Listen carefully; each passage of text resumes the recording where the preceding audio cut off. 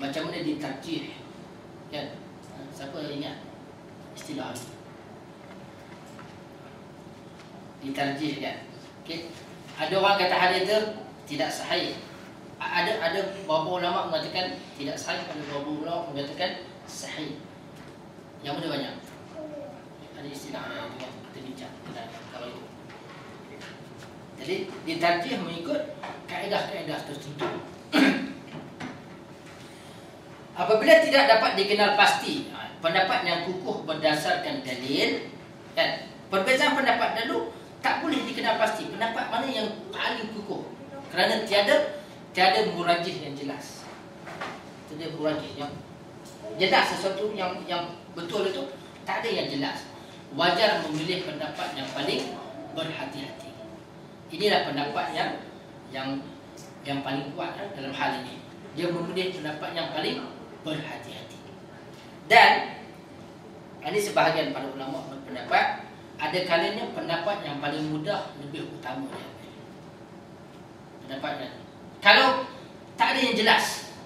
Saya sebut benda ni kadang-kadang takut orang keliru atau orang salah faham. Kita bukan nak yang mudah, no.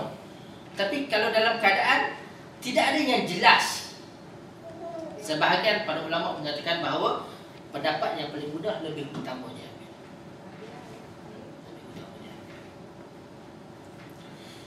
Dan yang ke-8, bagi orang awam yang tidak mampu menilai dalil dan hujah, pendirian yang diambil ialah pendirian orang berilmu yang ditanya. Dan inilah hakikat. Kadang-kadang orang kata, saya mazhab Syafi'i, no. Kamu mazhab orang yang kamu tanya. Kebanyakan orang begitu lah.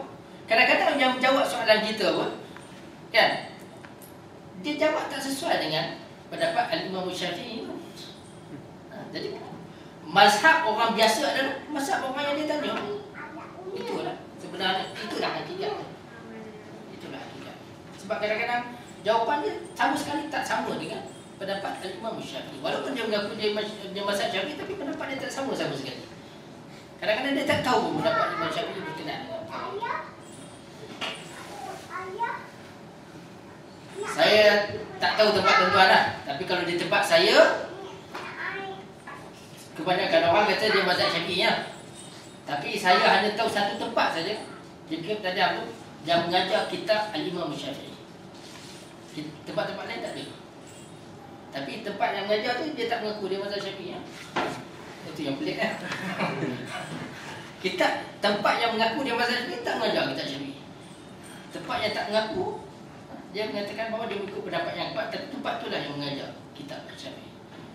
Kalau tuan-tuan pergi di Mekah, besok ada, kalau yang nak pergi atau nak pergi lagi, yang akan pergi di Masjidil Haram, dekat dengan tempat imam, mihrab imam, ada seorang orang Melayu dalam bahasa Melayu. Dia mengajar kitab Al-Imam Syafi'i. Tapi dia tak mengaku dia mazhab Syafi'i lah. Tapi dia mengajar kitab Al-Imam Syafi'i. Tapi kalau tanya orang Melayu, tengok apa dia nak? Dia tu hati.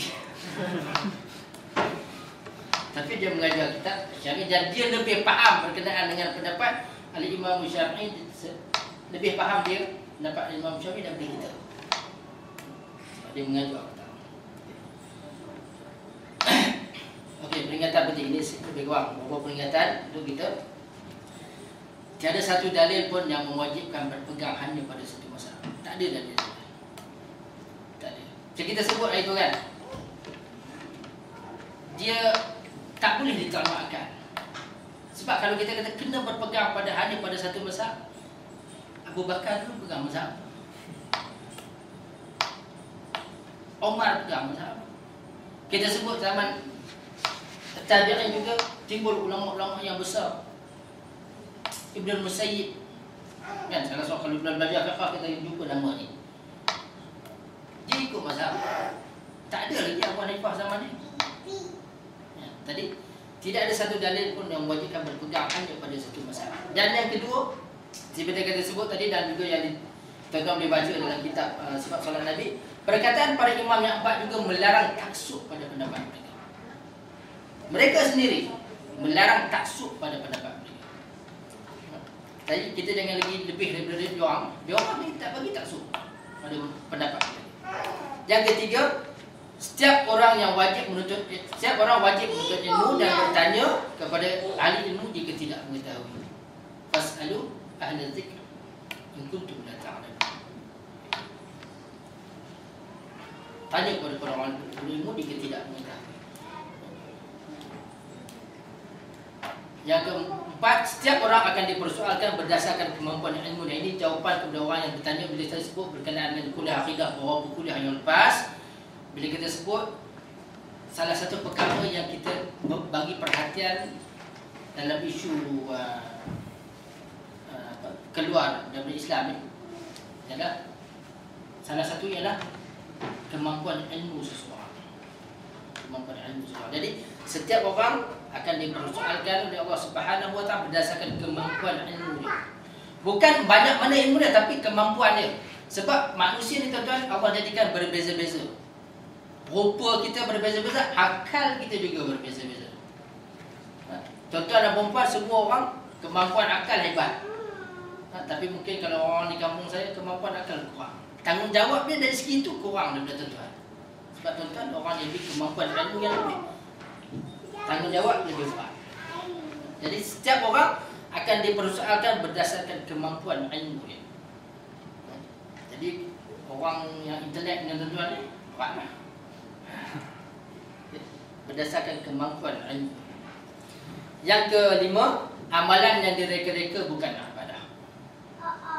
Amalan yang disangka ibadah sedangkan pada hakikatnya bukan, tidak menjadi dosa. Ini satu kita kena faham. Tak dosa, kita tak kata dia berdosa, tapi sia-sia. Kalau dia buat dalam keadaan dia tak tahu, perbuatan itu sia-sia. Man yuridillahu bihi man amila laisa alaihi amruna fa huwa rad. Siapa yang melakukan satu amalan yang bukan daripada perintah kami, Nabi sebut, fa huwa rad. Amalan itu tertolak, sia-sia lah. Tapi kalau dia buat dengan dia faham, tapi dia buat juga, dia berdosa. Ada tak orang yang dia tahu tapi dia buat juga? Mungkin kurang lah. Selanjutnya orang kita sangka baik lah. Selanjutnya orang pun kadang-kadang dia tak faham. Tapi bila dia faham, selalu dia tinggalkan. Saya pernah sebut di sini tuan-tuan dan perempuan, kadang-kadang kita nak tegur orang tuan-tuan, ada cara je kita tahu. Nanti kita sebut sikit. Tapi kadang-kadang sebelum kita tegur lagi kita kata dia susah tengok no. Kadang-kadang orang tuan-tuan, ada orang kita nampak dia susah, tapi bila kita sebut, kita tegur dan kita guna cara yang berhikmah, dia mudah terima. Janganlah di depan-depan orang kita kata kat dia. Kadang-kadang mungkin bawa dia cakap pelan-pelan, dia boleh terima. Kita pernah tegur beberapa orang yang sebelum dia azan baca macam-macam kan.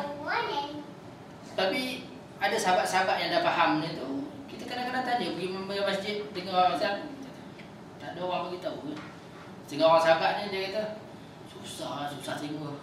Saya tanya, bagi tahu tak lagi? Oh, tak beritahu lagi.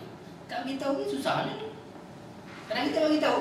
Tapi janganlah bagi tahu depan orang ataupun lepas dia azan tu mai sini sat awak alhamdulillah tak boleh lah. Ya, tak boleh lah tu. Cara tak betul lah.